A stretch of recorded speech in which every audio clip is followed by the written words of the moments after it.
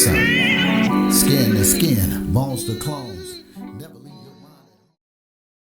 Welcome, friends, family, and disgruntled listeners to the third edition of To the Maroon, a show about everything and nothing.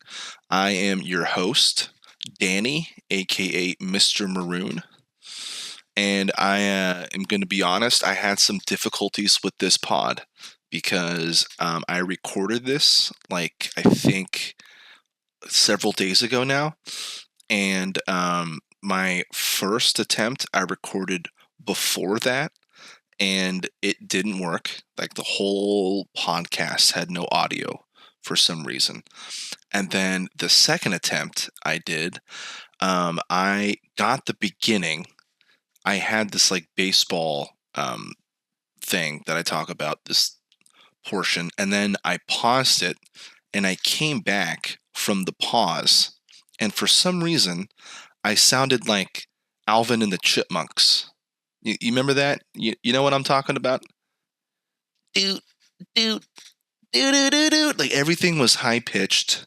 I have no idea what happened. I guess maybe me pausing it and getting up, it loosened the cable. I have no idea. Anyway, so I had two attempts fail, and I think one of them I recorded for 2 hours. So I'm laughing now, but I was pretty devastated. So I didn't get out the recording because of the technical issues, which is hilarious because I'm a technician. It haunts me everywhere. Everywhere I go, it haunts me. And so so this podcast was a little delayed, and I know I haven't gotten one out here in a minute, but I'm going to change that. I have a slew. That's right, a slew of podcasts coming. I got someone with my co-captain, Mr. Sean, Mr. Co-captain Maroon, and got some also more rants that'll be about, and just, what do you call it, observations and stupid comments about old games that I'm debating, because I've been taking notes these last few weeks, people. It's not like I've been just sitting here hibernating. I just haven't had time to record and edit. But now I do have some time. Now I'm just ranting about my life. Who fucking cares, right? But I have notes from the last couple weeks of football, and I think I have some basketball and stuff, and I'm debating just recording it anyway, even though it's weeks old now. I don't care. I think I'm just going to do it. So let's just get into what this episode's actually about before I just start waxing poetic about my life and, oh, he's busy. You can't record a podcast. Shut up, white guy, with your first world problems no one cares about.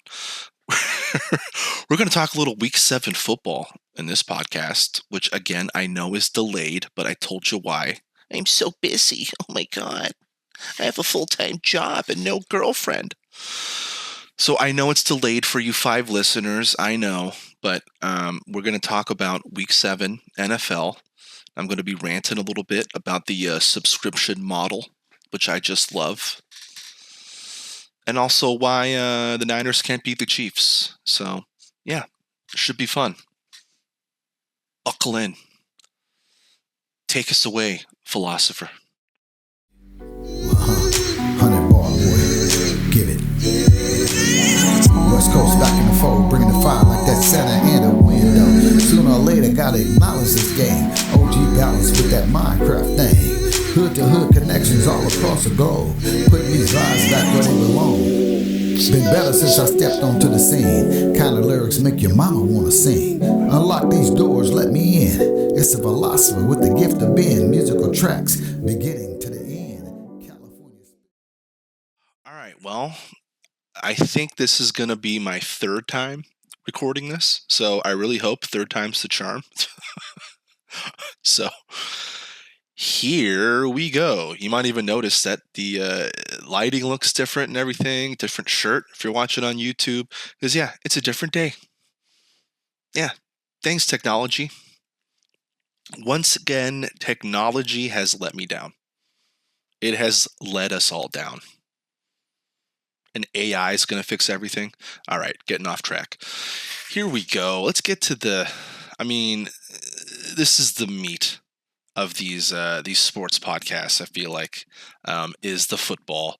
And here we go. Week 7, NFL. I know week 8 is already begun by the time this podcast is coming up, because it took me a while to record this. But again, thank you, technology. But I digest. So let's start with week 7 NFL, Thursday night football, Denver Broncos, New Orleans Saints. And I got to say, starting out, Nix, the Broncos quarterback, was driving me crazy in this game. He couldn't make the simplest throws. It was like way more than just his happy feet, the Alex Smith happy feet, which he does. He actually had the mobility to escape some rushes. Look at him go. But then he would just miss these easy throws, and it's a combination of inaccuracy, horrible inaccuracy, like Pop Warner level inaccuracy. Like he couldn't hit water if he jumped out of a plane over the Pacific level of poor accuracy. But then you pair that with the fact that he doesn't stand in the pocket and take the hit, get the throw off with the feet planted like two statues, bruh. Like two statues. I mean, those feet better be planted like a fucking ficus plant. You know what I'm saying? A ficus. Focus. Ficus, fuck us for having to watch these two horrible quarterbacks on another exciting edition of Torture of Al Michaels, brought to you by Amazon, only on Thursday Night Football. Woo! Did a little Ric Flair at the end there. Felt right. Ric Flair drip. So I watched every snap of this game. Painfully. The Broncos defense was flying around. I got to say, they were getting to the Rattler, as I was calling them, for New Orleans, for Nolans. Several times they were getting to him. And there was this one play where they blew up the spot in the backfield like 800 times in one play. I mean, they had more people in the backfield than a fire drill. And when I wrote that, that made a lot of sense. Now I'm thinking about it. If you work in a place that's like there's 2 people and there's a fire drill, that joke doesn't really land. This is a stupid joke. It just works where I work because if there's a fire drill, there's a shit ton of people that have to go to the field. All right, moving on. They, as in the Broncos, just look like the far superior team. They weren't afraid of the Rattler. And the game was already over, but then Denver solidified the win with a fumble reception, a interfumble. It was one of those plays where like the quarterback is going back to throw and he hasn't moved his arm fully forward. Fully, man. Fully. And he gets hit, right, as he's throwing the ball. And you could have called it a fumble, but the defender caught the fumble in midair. So it doesn't matter if you call it a fumble or an interception. So do you call it a pick-cumble? A pumble? What about a fick? We'll go with fick for now. Let's go with fick. All right, then. Well, moving on to the Sunday morning games, which, by the way, that's most of football watching, if you really think about it. You know, there's usually 8, 9 games, sometimes morning games. I think this time there was, 6, 7? That's the bulk of, these notes for football is these morning games, because the afternoon game is usually the Niners, and I am oftentimes, understandably, hyper focused on the Niners. And maybe it's kind of a good thing for someone like me. I'm biased that there's only, 4 games in the afternoon. But yeah, if you're like a football junkie, you're like, oh man, I need more. It's not a good breakdown. But for me, it's great. Have the morning games early. I can do the red zone thing. I used to do the Octobox, as they called it, when DirecTV used to have it. They got rid of that. Just don't get me started. You got me started. All right, so we're going to go to Tennessee Buffalo, and these are my notes on this game. This is going to be a low-scoring defensive game. Even though Buffalo should be attacking them Titans on the ground, it seems they want to pass, like that disgusting side your aunt brings to every Thanksgiving. Yeah, they want to pass on that, which is knucking futs, because the Titans are good at defending the pass. Play your opponent. God, I don't get it. And then finally, Allen makes a couple throws in the second quarter. They run it in with Cook, and it looks like the Bills just wanted to spot the Titans the first quarter. They're like, here you go. We'll give it to you. And then we'll figure it out. Moving on, Miami versus Indy. I heard during the brief times they cut to this game that Tua is coming back next week, which he is, it sounds like, which is exciting for Dolphins fans. But I say screw that. Give the keys to Huntley. Let Tyler Durden drive. You know what I'm saying? His name's Tyler Huntley. You have to get the first name to get my horrible joke. I cannot believe Tua's coming back. It's insane to me. Does this guy have to die on the field before we go, oh, I guess he shouldn't have done that? I mean, it's ridiculous that he's coming back this year. I thought he would just take this whole year off. All the concussions. If he gets hit one more time with a concussion, does someone have to come in? Does Roger Goodell have to come in and say, no, dude, you are not playing football. You're done. We're done here. Okay, so moving on. Anthony Richardson is driving, has a nice third down run for a conversion. They're down a score, and he fumbles a handoff, kicks it around for a little bit, and then there's this brief moment where it looks like AR, as they call him, could have fallen on the ball, and instead he tries to do this like stumble, bumble, and run thing where he's trying to pick it up and run. And it's just like, dude, you're trying to do too much, right? Just fall on the ball. And instead of pulling, the anti-Cam Newton, as I'm calling it, just fall on the ball, he tries to do too much. And at least they could take a terrible play and not make it more terrible and get a field goal out of it, But ended up not hurting him long term. Spoiler alert for this game that's now a week old. But we're going to move on to Detroit, Minnesota. So Detroit early on went for the fake punt. So tricky, those purple people eat us. Unless it's on your own 30 and it's 4th and 7. Maybe not the greatest idea. Oh, also it was the opening drive of the game. Yeah. I don't think those drunk, rowdy Minnesota fans with their boom, boom, skull, boom, boom, skull. Yeah, I don't think those fans who have an undefeated team and think everyone thinks they and their team are overrated or not that good. I don't think you need those fans extra motivated. I'm just saying.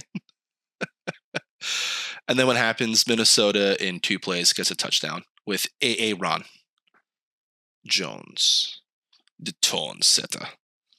And so, yeah, I think that was a mistake for Detroit to do that.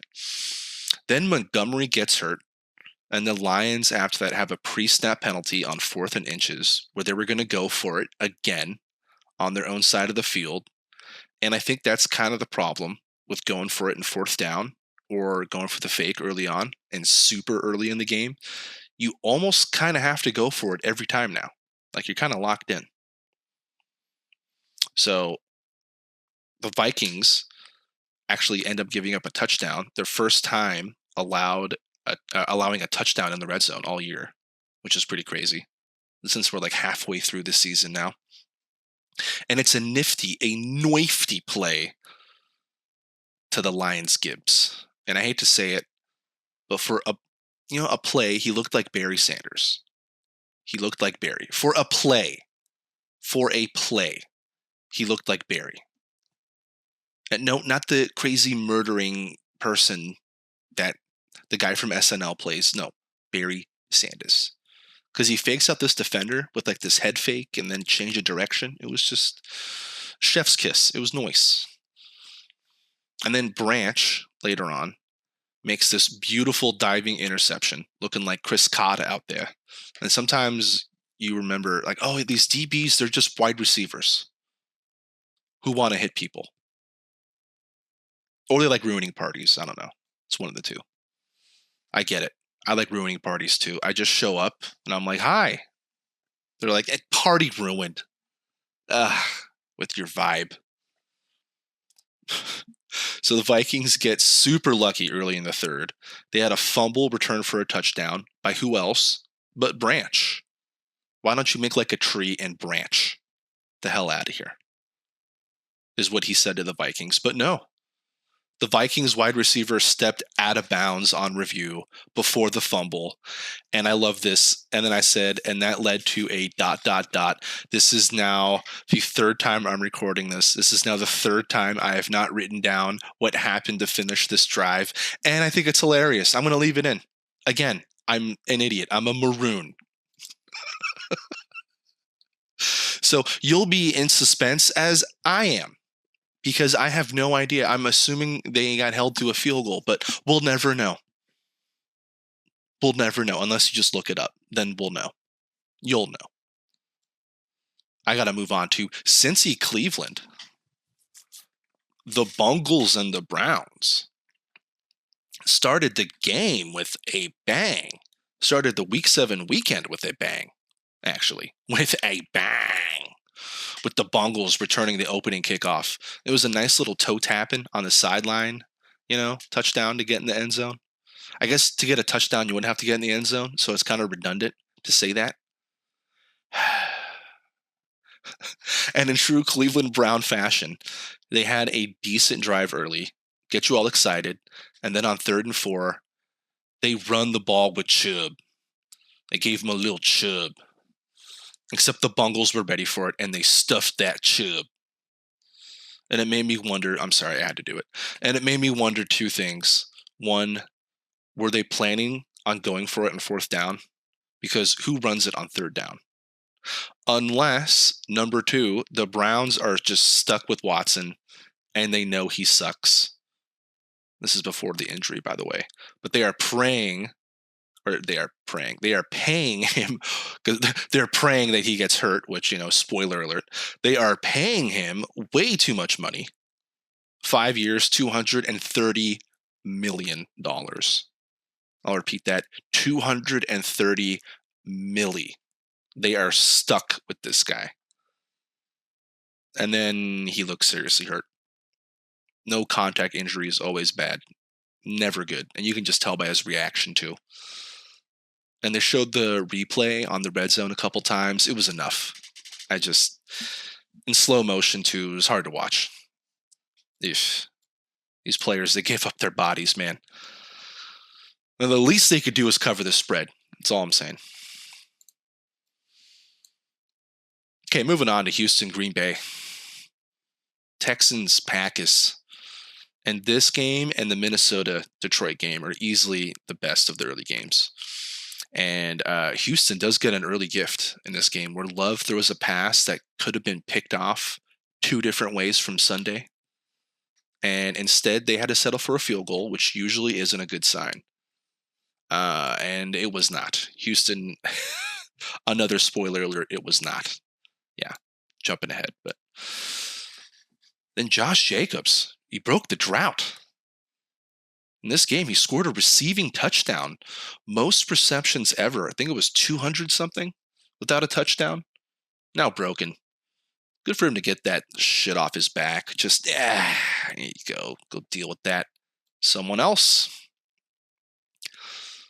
Let's go to Seattle versus Atlanta. So Atlanta early on had a couple false starts in a row. stalling an early first quarter drive, and it makes me wonder how a Falcon player can false start when Atlanta isn't really known for its crowd noise. Yeah. I mean, you're at home, you're on offense, and like, what did the 100 people get a little too crunk? Come on. Zanku missed a long field goal, which is super rare for him. It's like seeing a full harvest moon. Yeah, we get it, East Coast. There was a harvest moon. You know who didn't see it? Oh, let me check. Oh, everyone else. Look at the harvest moon. You go outside. Yeah, no, it's just, it's a full moon. Where is it a harvest moon? Oh, the East Coast. Oh, right, because the sun revolves around the East Coast of the United States of America.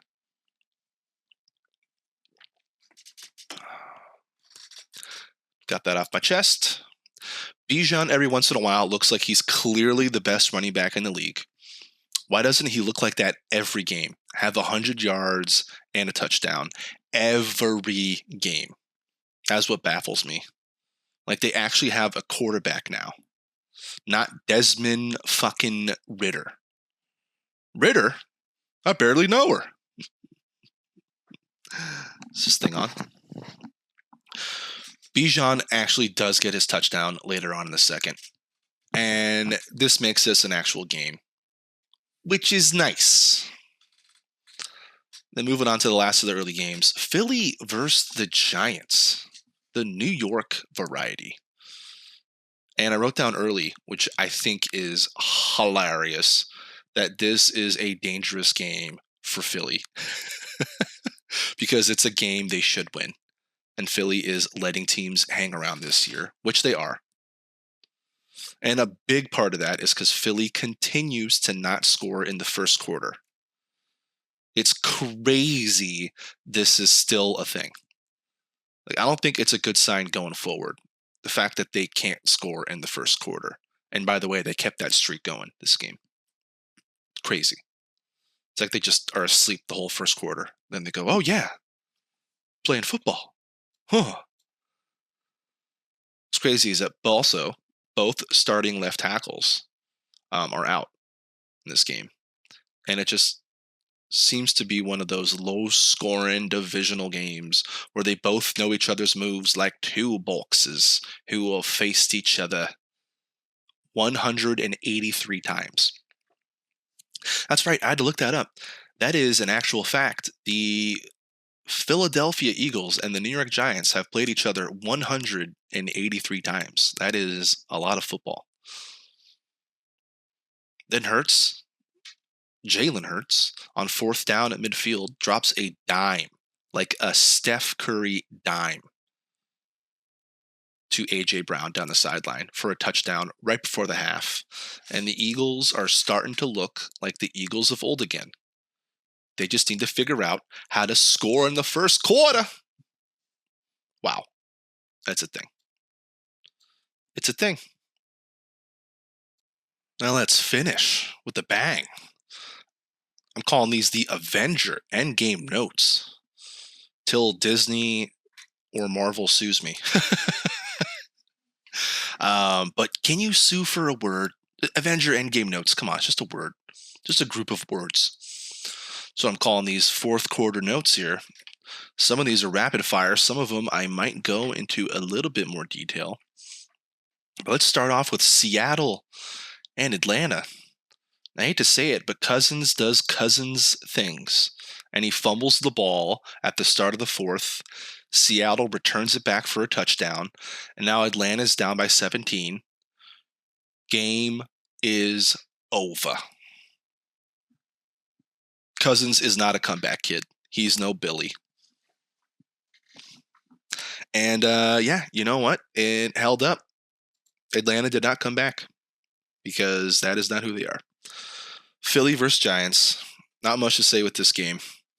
Saquon, the revenge game, which, by the way, actually was a legitimate revenge game because that's the team that didn't want to pay him his prime deal, as I call it, because it's the deal after your rookie deal. It's like usually, almost always, the deal you're going to get the most amount of money. And the Giants were like, nah, go ahead, play the market. And even their owner was like, please don't go to Philly. Oh, I'm going to be losing sleep if he goes to Philly. Well, he went to Philly, and Saquon and the Eagles dominated the whole game.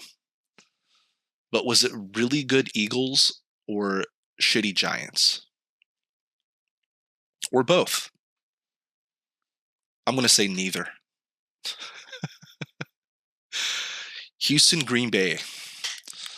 So, man, this was the other really good game. Texans, Packers.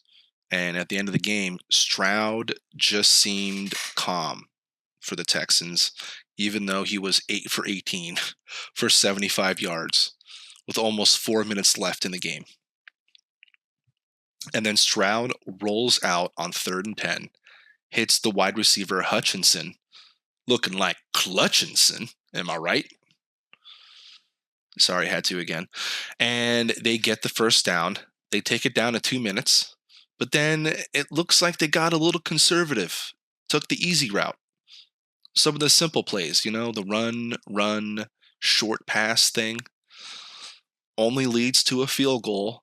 So now Houston is only up by 1, and it is just set up 22-21. Just set up on a tee for Love to drive down. New kicker, fresh off the street, fresh off the block, new kid, new kicker is the hero. And he ends up being the hero.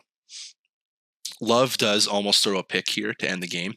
It hits off 3 players' hands, and 2 of them are not the team he was trying to throw to. But he gets lucky, as I feel like he does sometimes. And he does make some solid throws over the middle. Got to give him credit. And he does drive them down into field goal position. And the Texans let McManus, again, a kicker off the street, off the bench, a veteran kicker. They do that dumb thing where they call a timeout right as he's about to kick. Like right as he is about to kick, they call a timeout. And it gives him the free practice kick with the stupid called timeout, last second mumbo jumbo nonsense. And he makes both irregardless. That's a word, right? And Green Bay pulls out the nail biter of a good game, 24-22 over Houston. Moving on to Cincy, Cleveland. After the Watson injury, this game was over for the Browns. Oh, who are we kidding? With Watson, it was over for the Browns. Detroit, Minnesota. Addison catches a dime from Sammy D to get those boom, boom, skull fans stoked. And they were only down 8. Then after the catch, they were at midfield. Everyone's going to focus on the late slide by Sammy D because it was late. And the player could have eased up and not thrown the bow. But Minnesota didn't go down and get a touchdown. They only got a field goal. And the defense, this is Minnesota, gets the punch in school, the good old Peanut Tillman special. And that's why Minnesota is scary, is because their defense gets turnovers, their special teams is good. So if Sammy D isn't terrible, with JJ, I mean, how can anyone be terrible with JJ? And then when they're tight end, who's that tight end that's hurt? Hawkinson, I think. When he comes back, it's going to be lethal on offense. That's a lethal team. So it looked like Minnesota had this game in the bag. They got what looked like a Goff fumble, which was ruled a pass, but which is stupid. Either way, the Lions punt down by 1. There's only 4 minutes left. You think Minnesota, with that offense, they can run the 4-minute drill, right? Just milk the clock. And as Berman would say, that's why they play the games. That wasn't really Berman. It was something else.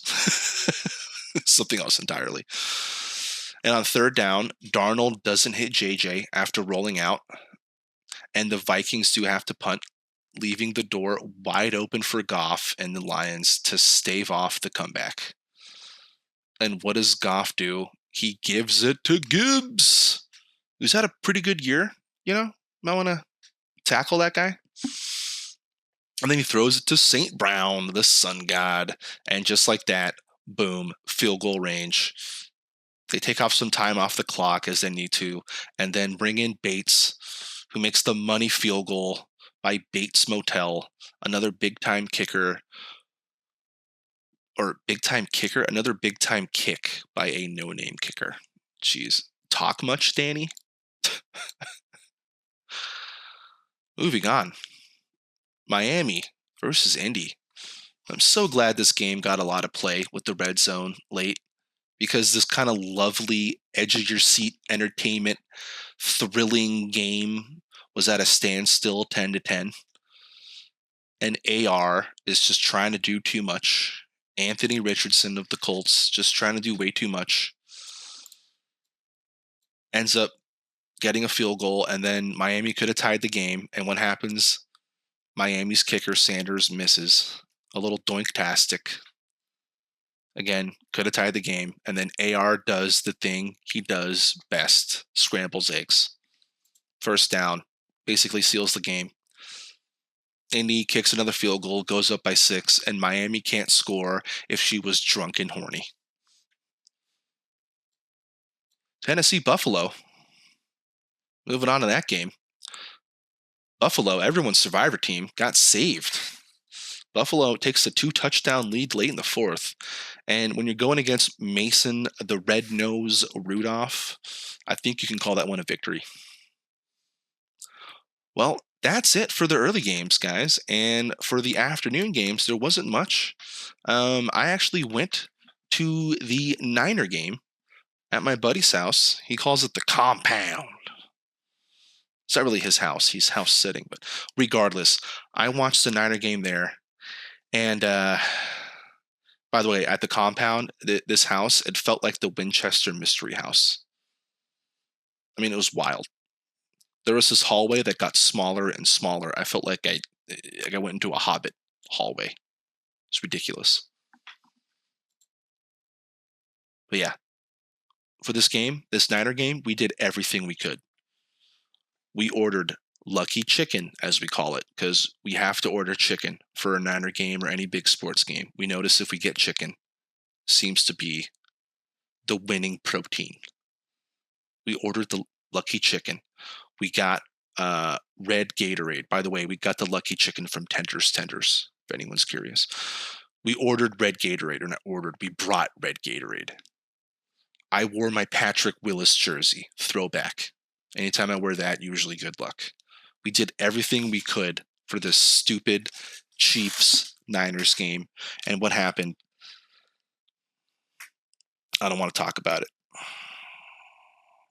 That's what happened. I'm a Niner fan, and I don't want to talk about it. Do the math. But you already know what happened. So you don't have to do any math. But I'll do the math for you. The Chiefs won again. I'm so sick of this team. I never want to see this team ever again. I'm over it. Just some teams you just got to go, we just can't beat them. It's like, do you want to join them? No, I don't want to join them. You can't beat them. You got to join them. I'd rather join a pit of electric eels at this point than join the Chiefs or have to watch another Niner Chief game. I'm done with it. I'm so done with it. Let's move on to the Monday Night Football game. And I say game, there was games, 2 games. And I was excited going into this because at least we have quarterbacks we know going into this double cheeseburger of a doubleheader. Because we have Lamar Jackson versus the guy, you know him from the Progressive commercials. It's Baker Mayfield. That's one game. And then in this corner, the Chargers Cardinals, we have Justin, don't call him a Herbert. No, he got the haircut now. Just call him Justin Herbert versus Kyler. I can't figure out why his team isn't better Murray. I mean, seriously, look up his stats. How is a guy not contending for the playoffs or in the playoffs every year? I just don't get it. So yeah, I was prepared to watch both these games, and what happened? Oh yeah, subscription model happened. That's what happened. I couldn't watch both of these games because why? One of them was on a subscription model and one was on cable TV. Guess which one I have because I'm old. I have cable TV. You guessed it. I won't even let you ponder. So yeah, I don't have the subscription thing. So I went to, where's the second game? Oh, right. Even though I have the sports channels on my old man cable model. Nope. No Chargers Cardinals. So that game ended up being terrible and I don't care. I mean, it's like good. It's what you get. I hope every game that's on a subscription model is just terrible. I'm over it. They should have like a football package. And I can't believe I'm saying this out loud because this is exactly what they're going to do. They should have a football package where you just get to watch every game. Fuck the red zone. Fuck this like, oh, this game's on ESPN. Oh, this game's on Amazon. You just go right to the NFL. You just go, hey guys, can you just show me the game? The thing is, they won't do it. They won't do it. All right, moving on. Baltimore, Tampa Bay, the game I did get to watch. So on the opening drive, 4th and 1, the Bucks sent a guy in motion, and they did that play where you hand the ball off almost directly to the guy as he's moving in motion, and it's really hard to stop. You almost have to anticipate that play and have like a defensive end or linebacker bounce outside, but the Bucks get the easy conversion to Jalen McMillan. It's a fun name, by the way. And it makes me wonder, why don't teams run that play I was just talking about at least once or twice a game? Fuck that. How about once or twice a quarter? It seems unstoppable.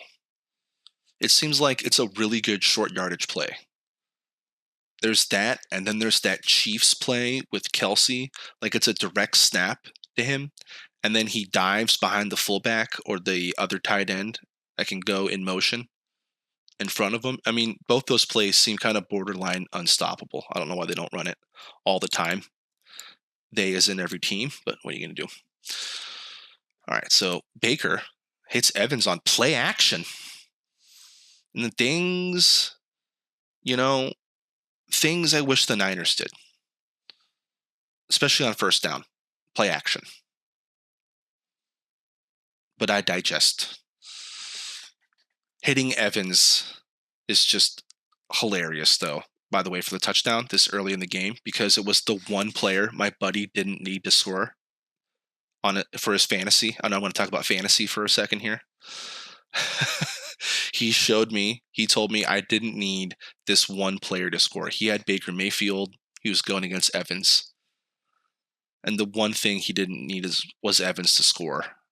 And I said before the game that he was more fucked than a drunk wedding. And what happens? Evans scores a touchdown right away. He needs Evans to do nothing, and Evans scores a touchdown 4 minutes into the game. My buddy can't even put his plate down that he made. Like, oh, I'm going to enjoy this nice little hungry man's Salisbury steak that I made. Watch my fantasy team make a comeback.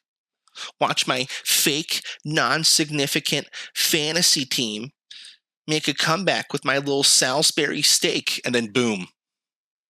Hungry man that. Mike Evans touchdown. Game over. What's funny, he actually ended up winning. So he got to enjoy his little steak and he won his fantasy game. Good for you, Dan. Good for you. Going back to the game, does Lamar run the option RPO better than anyone? He waits so long before deciding to hand off the ball. Like, he just waits and waits and waits. And then when he takes off, it's terrifying. I mean, when you add that and then you add Henry on short yardage and second half and lead carries. That's kind of scurry, speaking of Halloween. And now you add Zay Flowers. I mean, people forgot about Zay. Zay Diggs Flowers, as I'm calling him. He's going to start making plays. I mean, how does anyone stop this offense, really? They look like the best offense in the NFL, or one of. I mean, come in. And as I'm writing this, Lamar gets sacked. And I'm going, typical Lamar. Doesn't read the blitz. Oh, and he gets sacked back to back. Back to sack? Sack to back. I like sack to back. Then they have to punt. Oh, and Zay Diggs gets hurt later on, which is just football. After he makes a really great play on a change of direction on one of those like jet sweep handoff plays I was talking about earlier, why people don't run them more often. Maybe that's why. Because the speedy guy gets hurt. Who knows? So then there's this really questionable holding call towards the end of the first quarter. They took a Baker Godwin touchdown back. And it was really close. I mean, holding, as anyone says, you can call that anytime. And by anyone, I mean, it's me. I'm saying that. And it means the Bucks get held to a field goal. And then what happens? The Ravens march down after the aforementioned Zay Diggs injury. Something very familiar happens. A Lamar to Mark Andrews touchdown. Whoa! Like I've seen one of those before, bruh. These used to be waves on the beach, bruh. Well, now it's back. The waves are back. And I'm sorry, by the way, during this game, that Bucks lineman that's wearing that gigantic helmet, he looks fucking ridiculous, dude. He looks like Marvin the Martian or something.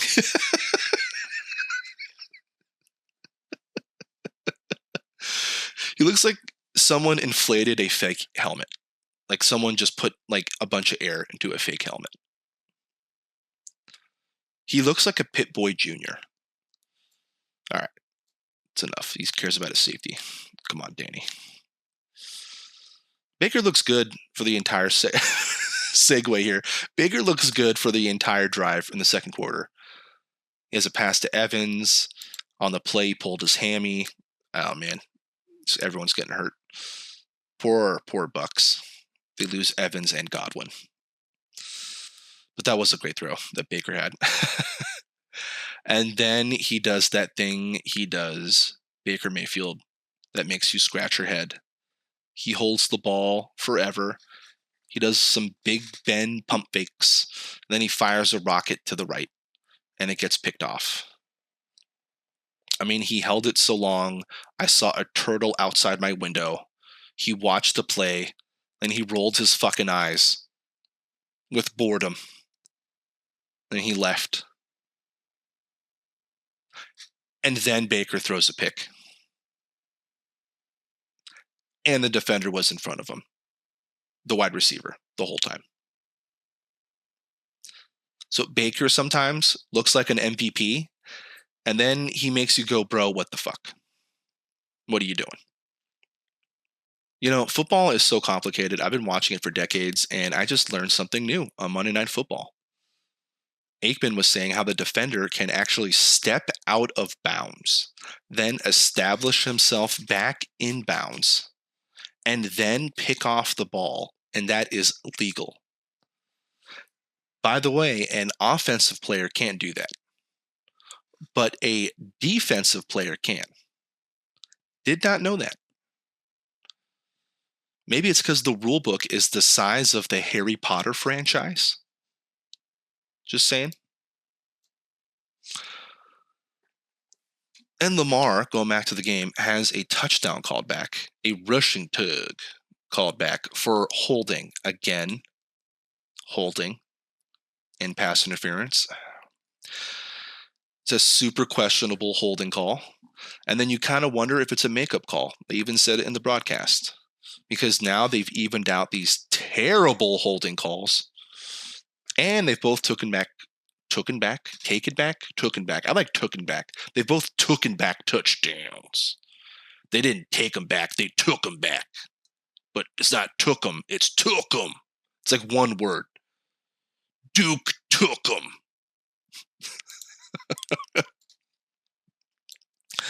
And the Ravens do the thing that the Niners and Shanahan never does. A screen. Because it's always got to be about the Niners.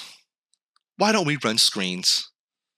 Like, was Shanahan a dog in a past life? Like, he was a dog and then he ran into a screen and then he was born as Kyle Shanahan and he's like, Vendetta, Vendetta. I have no idea. But the Ravens run a screen, and what happens? Oh, what a shock. The Bucks bring a blitz, as teams do, overcommit, and boom, touchdown. Then Baltimore had the weirdest possession ever to end the second half. They were highlighting how Henry, supposedly he's healthy, but he's just not being used at all for some reason. And they keep showing him over and over again. Meanwhile, they have a million flags thrown on them. I mean, it's absurd. One after the other. And at one point, this is fucking rare, by the way. You never see this. At one point, it is second and goal. Goal at the 40. The 40. How the Fruit Loops is it second and goal at the fucking 40? Lamar was in shotgun. He was practically at midfield. He was at the logo, the Tampa Bay flag logo. The irony, right? He was at the flag logo. After a drive that had more flags than a UN council meeting. It was ridiculous. More flags than I'd ever seen. Yeah. So what a shock. They ended up getting a field goal out of it. So all is well that ends befuddled and miserable, right? Moving on, third quarter was a lot more flags and a lot more shots of a confused Harbaugh. Just looking around. Followed by an absolute perfect B-O-M-B. Andre 3000 Stankonia. I know it's B-O-B. I know, I added the M. Okay. Lamar bomb. He throws it Ver Purdy. Throws a Ver Purdy spiral. And by the way, if he has that deep ball developed now with the mid game of Andrews coming back, it's very scurry.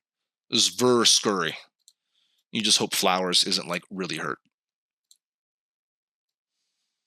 Later on, after a huge run by King Henry, I mean, when he gets going, man, it's just Matador and let him go into the end zone. That's what I would do. If I was a DB, I'd just go, and there is your touchdown, sir. I'd expect a tip, but it's okay. I'm going to destroy your car. So, anyway, the Ravens get to the goal line, 4th and 3, decide to go for it, and Andrews is wide open. Lamar just floats it to him. It looks so nice, so easy. He has that little floater going. And at this point, the game looks pretty much over.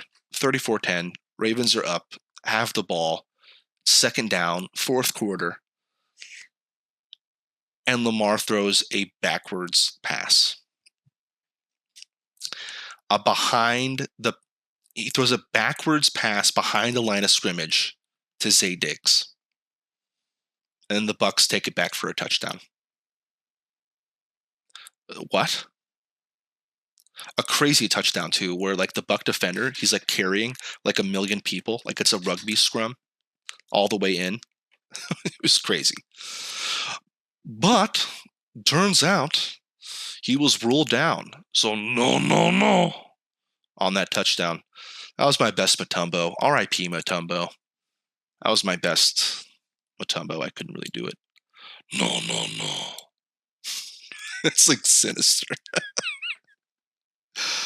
Well, the Bucks ended up driving down and getting a touchdown. Just to make it a little bit interesting. And it makes me wonder, what are these teams doing in the NFL? I mean, why aren't they just doing halfback dive runs, simple out or crossing pattern passes? Like, they do backwards passes. They do these like double reverse, like, oh, we're going to do a flea flicker. Like, dude, what are you guys doing? For no reason. The Ravens do a backwards pass. And I think that was on Lamar, to be honest. But regardless, Tampa Bay scores, gets a 2-point conversion. All of a sudden, it looks like a game. And then the Ravens score. They said, no, the game's over. Lamar floats another little perfect spiral to Henry. And yeah, it just, at that point, it was like, all right, Ravens are done. But my last note in this game is, this was hilarious. The Bucs go down, end of the game, score a touchdown, go for 2. They're down 41-24. There's 3 minutes left, right? The game's over. They go for 2. And then Baker gets sacked on the 2-point conversion. And then the cannon guy for the Bucs, the cannon guy was just on it. He fires off the cannons. Boom! Boom!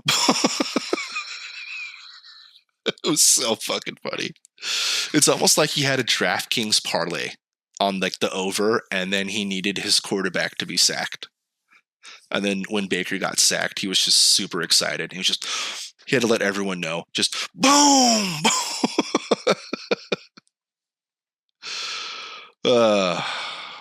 Yeah. And then I would talk about the Charger-Arizona game being a primetime game, but that's right. Subscription model. Awesome. Thanks a lot, Joe. And thanks a lot, Joe, indeed. Well, there you go. Week 7, NFL, in the books.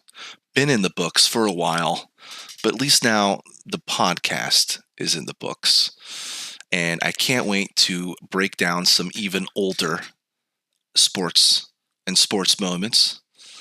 I'm actually thinking about breaking down the 1996 Stanley Cup Finals.